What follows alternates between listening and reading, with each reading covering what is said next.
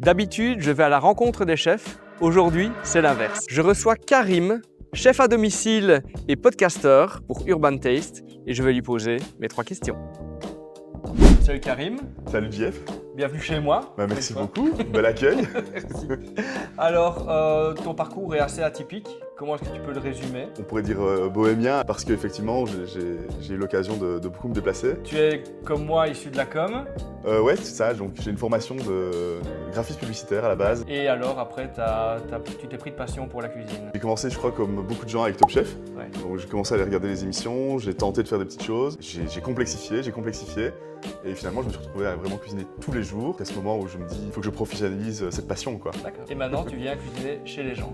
Et maintenant, c'est ça, je fais du service, plutôt du service à domicile, Ouais. où l'idée justement, c'est de venir chez vous et avec ton matos, avec ta cuisine, on va apprendre à cuisiner ensemble. Et parallèlement à ça, tu as aussi un podcast. Oui, en fait, j'avais cette volonté d'essayer de mettre en avant les gens peut-être un peu moins connus, ou je ne vais pas dire moins connus ou plus connus, parce que j'ai eu la chance d'avoir comme premier invité Thomas Troupin. Et le but du jeu, c'est juste d'essayer de faire rayonner un peu la culture. Tout le monde dans la lumière. C'est ça, de mettre un peu les gens qui ne savent pas spécialement communiquer.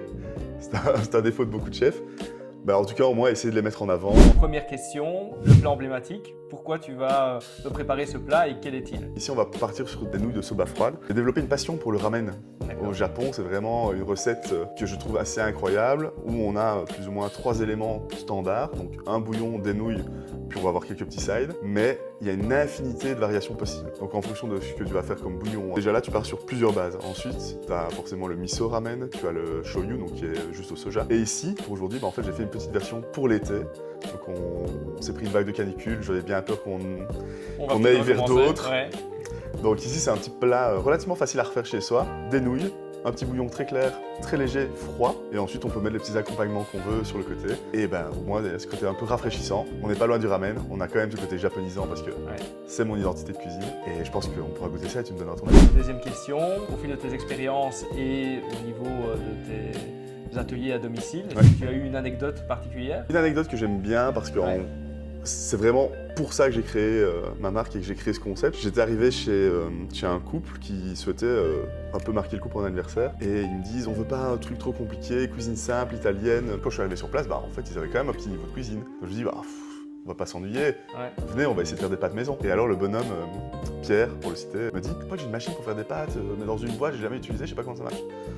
Laminoir classique. D'accord. Donc on sort le laminoir. Et je lui explique comment ça fonctionne tout simplement. Je pense que depuis, il doit faire des pâtes maison toutes les semaines.